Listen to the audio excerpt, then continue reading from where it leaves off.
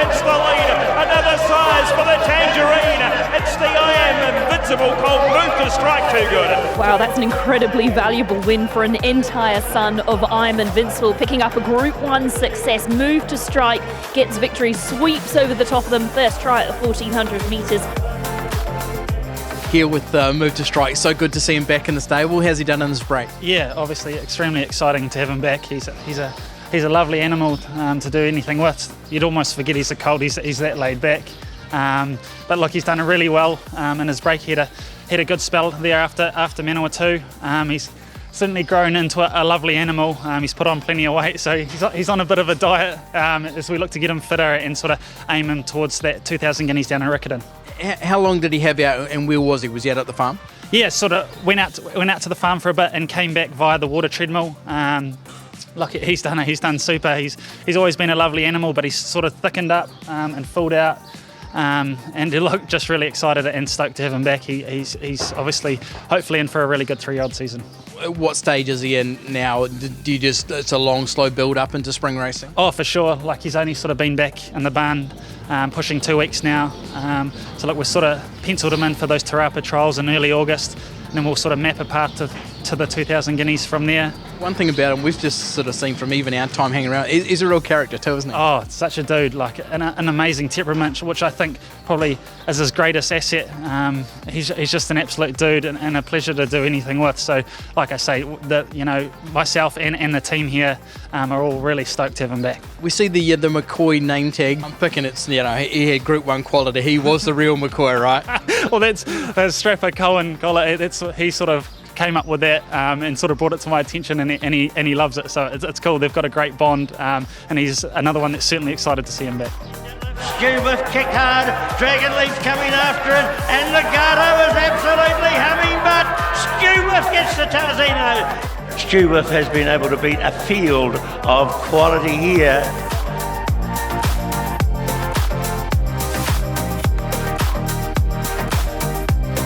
Skew Wiff back in the stable after the Australian campaign. How long has she been back here in New Zealand? It's roughly a month. Obviously straight out to Waikato, started the good grass out there, and she's done really well, put on a lot of weight in a short period of time. It's come back in good order, sort of been here just shy of 2 weeks, but yeah, seems to have settled back in well. She seems really laid back. Is that her? Not usually, as you can sort of seen by her race day manners, she can be quite temperamental at times. Look, whether the Australian campaign has sort of calmed her down, but look, she's come back in the 2 weeks we've had her, and it's been really straightforward, so long may it continue. I guess her big moment last year was winning the Tarzino. What is her plans for the spring this time around? Yeah, for sure. We'll probably look to do the same again. Obviously, my first Group 1 winner, which was a massive thrill, so she certainly holds a special place in my heart. So look, we'll look to trial her at Te Rapa in early August, Fox Ridge, and then Tarzino, and then look, we'll just sort of reassess plans and sit down with Mark whether they want to put her in foal or we keep going if she's in fantastic form. Look, we'll just have to wait and see. She kicks again, Campionessa, and Opie's going to get another Group 1. Campionessa's won it. Next up, Sam, we see Campionessa. How's she? Yeah, done really well. She actually didn't have that long out at Te Akau stud, but put a lot of weight on in a short period of time, so we thought we'd better get her back in before we would have been spending a lot of time trying to strip the weight off her. She does so well. Obviously she's a big gross mare and thrives on her racing, so look, really happy to have her back in the stable. Reflect on last season for us, because obviously she was a Group 1 winner in New Zealand, went over to Australia and got a Group 2 there as well. It must have been a really satisfying season. Oh, for sure. Like we got her back in the spring and she went a couple of okay races and then sort of picked up a bug. We turned her out, and then she obviously came back and was racing in fantastic form over Christmas, went to Australia and did a fantastic job. Like I say, she absolutely thrives on her racing and just seems to get better and better the further you go into the prep. So she's a really good, tough, gritty mare. So looking forward to seeing her kick off in the spring. Penciled her in for early August at Te Rapa. Like a lot of the good horses, we'll hopefully see her there, all going well, and then we'll sort of just map it out from there on how she comes up and things like that. Hastings, first time back at Group 1, will she be in a Tarzino? Yeah, potentially. That's probably a likely option. It seems, the logical choice, and then we'll sort of assess it from there and just see how her form is. Like I say, sort of early spring last year, she was only just going okay, but hopefully it's different this time around.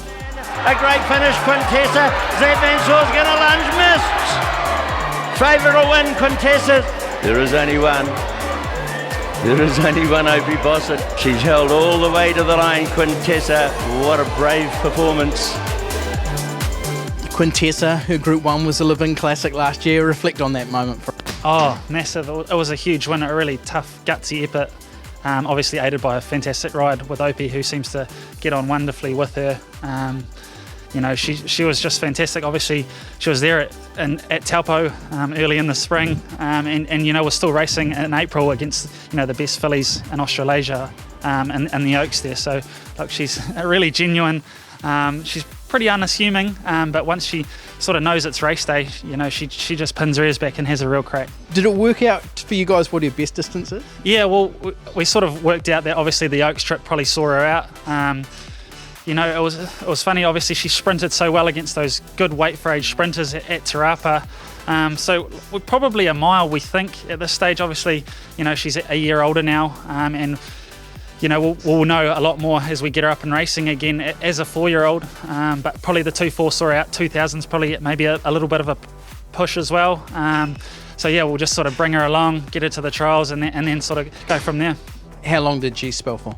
She had a good month off there at Te Akau. Another one like Campionessa that did really well in a short space of time. But yeah, she seemed to enjoy her time off. She came back via the water treadmill as well. So we're just sort of slowly getting the work into her now and stripping that weight off. Yeah, we just saw her do light work this morning out there on the sand. How's she progressing? Yeah, for sure. Like, obviously coming along very slowly at this stage. Another one that we've penciled in for Te Rapa, sort of early August, and then hopefully get her to Hawke's Bay, all going well if she's in good enough form to warrant it. But yeah, another one, really excited to have her back in the stable.